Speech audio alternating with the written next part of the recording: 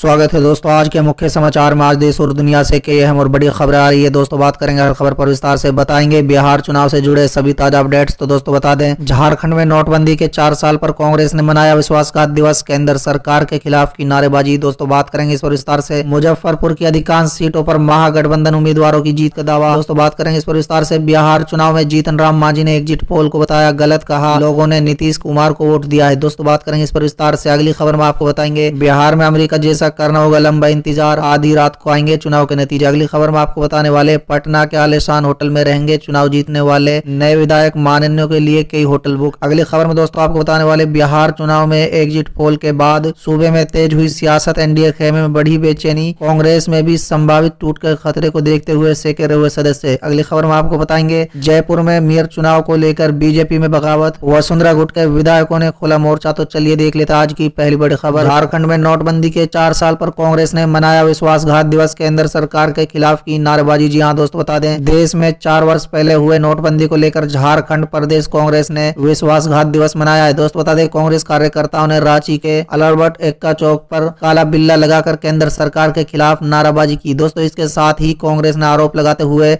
उसे आजादी के बाद से देश का सबसे बड़ा घोटाला करार दिया है। दोस्तों बता दें, इस दौरान कांग्रेस के प्रदेश प्रवक्ता आलोक दुबे ने कहा है कि नोटबंदी आजादी के बाद से देश का सबसे बड़ा घोटाला है।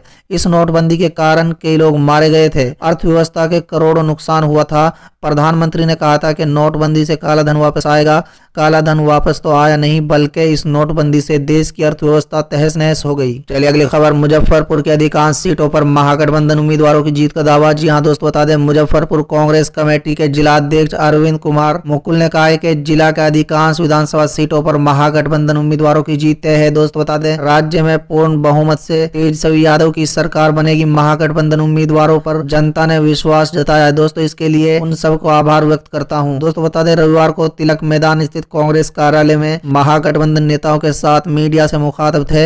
उन्होंने कहा कि महागठबंधन ने जनता से जो वादा किया था उसे हर हाल में पूरा किया जाएगा। चलिए अगली खबर। बिहार चुनाव के बाद जीतन राम मांझी ने एग्जिट पोल को बताया गलत, कहा लोगों ने नीतीश कुमार को दिया है वोट। जी हां दोस्तों बता दें, बिहार विधानसभा चुनाव के 3 चरणों का मतदान संपन्न हो गया। तमाम एग्जिट पोल्स के जो रुझान आए हैं वो बिहार में बदलाव यानी महागठबंधन की सरकार बनाने की ओर संकेत कर रहे हैं। हालांकि सत्ता पक्ष के लोगों ने इस बात को नकार दिया है। दोस्तों उनका कहना है कि एग्जिट पोल केवल अनुमान है, असली परिणाम 10 नवंबर को आएगा। दोस्तों इसी क्रम में हम पार्टी के राष्ट्रीय अध्यक्ष जीतन राम मांझी ने कहा है कि 2010 या 2015 के चुनाव में भी जो एग्जिट पोल दिखाया गया था उससे काफी विपरीत रिजल्ट आया था। दोस्तों बता दें, उन्होंने आगे कहा कि इस बार भी एग्जिट पोल वास्तविकता से बहुत दूर है। उन्होंने कहा कि एग्जिट पोल वाले फील्ड में जब घूमते हैं तो महागठबंधन के लोग खूब हल्ला करते हैं और उसी आधार पर ये एग्जिट पोल आया है। दोस्तों उनका कहना है कि असलियत में लोगों ने नीतीश कुमार के नाम पर और विकास के नाम पर वोट किया है। चलिए अगली खबर। बिहार में अमेरिका जैसा करना होगा लंबा इंतजार, आधी रात को आएंगे चुनाव के नतीजे। जी हां दोस्तों बता दें, कोरोना काल के बीच बिहार विधानसभा के 3 चरणों का मतदान संपन्न हो गया है। देश भर के निगाहें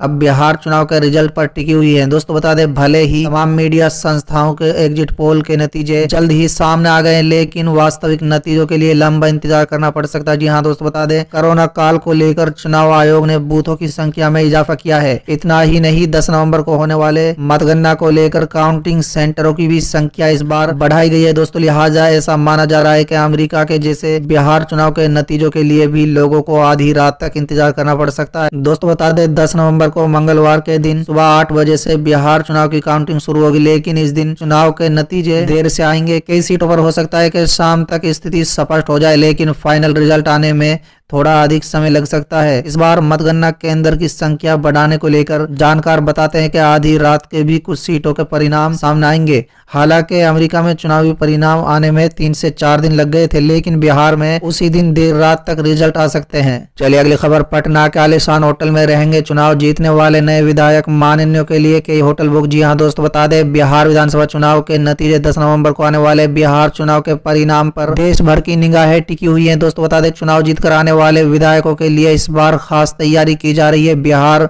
विधानसभा सचिवालय की ओर से तमाम तैयारियां की जा रही हैं। दोस्तों बता दें, दरअसल जो नए विधायक चुने जीत कर आने वाले हैं उनके लिए होटल में खास व्यवस्था की जा रही है। दोस्तों बता दें, बिहार में जो पुराने विधायक हैं उनके पास पहले से ही सरकारी आवास है, लेकिन पुराने परंपरा के तहत अब की बार भी विधानसभा सचिवालय की ओर से पहली बार जीत कराने वालों के लिए रहने की व्यवस्था हो रही है। चलिए अगली खबर। बिहार चुनाव में एग्जिट पोल के बाद सूबे में तेज हुई सियासत, एनडीए खेमे में बढ़ी बेचैनी, कांग्रेस में भी संभावित टूट के खतरे को देखते हुए सेकेरे हुई पार्टी। जी हां दोस्तों, बता दें बिहार विधानसभा चुनाव के लगभग सभी एग्जिट पोल में महागठबंधन को बढ़त मिलती दिखाई दी है। दोस्तों एनडीए खेमे में बेचैनी देखी जाने लगी है। हालांकि यह अनुमान 10 तारीख को होने वाले मतगणना में कितना बदलता है इस पर सभी की निगाहें टिकी हुई है, लेकिन विधानसभा चुनाव के बाद आए एग्जिट पोल अनुमान में रजत के नेतृत्व वाली महागठबंधन की बढ़त से एनडीए खेमे की चिंता बढ़ा दी है। दोस्तों बता दें असल नतीजे 10 नवंबर को आएंगे। हालांकि तब तक राजनीतिक दलों में पर्दों के पीछे भावी संभावनाओं को तलाशने का काम होगा। दोस्तों बता दें एग्जिट पोल अनुमान को देखते हुए स्पष्ट जनादेश आने का अनुमान है, लेकिन अगर मुकाबला बराबरी का रहा तो जोड़ तोड़ की संभावना बनेगी। चलिए अगली खबर। जयपुर में मेयर चुनाव को लेकर बीजेपी में बगावत, वसुंधरा गुट के विधायक ने खोला मोर्चा। जी हाँ दोस्तों, बता दें मेयर चुनाव को लेकर बीजेपी में अब खुलकर बगावत सामने आने लगी है। दोस्तों बता दें ग्रेटर नगर निगम में सौम्या गुर्जर को मेयर के प्रत्याशी बनाए जाने से जयपुर शहर के विधायक नाराज है। दोस्तों बता दें बीजेपी के वरिष्ठ विधायक और पूर्व उपराष्ट्रपति भौरव सिंह शेखावत के दामाद नरपंथ सिंह रजवी ने संगठन के नेताओं के खिलाफ मोर्चा खोल दिया है। दोस्तों नरपंथ सिंह ने कहा है कि संगठन सर्वपारी होता है, मगर पिछले कुछ दिनों से यहाँ पर मनमर्जी से फैसले लिए जा रहे हैं और किसी से कोई संवाद नहीं किया जा रहा है। दोस्तों उन्होंने कहा कि बिना विधायकों की राय लिए बाहर के लोगों को मेयर का प्रत्याशी बना दिया गया है। दोस्तों गौरतलब है कि सौम्या गुर्जर करौली के पूर्व सभापति राजराम गुर्जर की पत्नी है, जिनके खिलाफ 13 से ज्यादा आपराधिक मामले दर्ज हैं।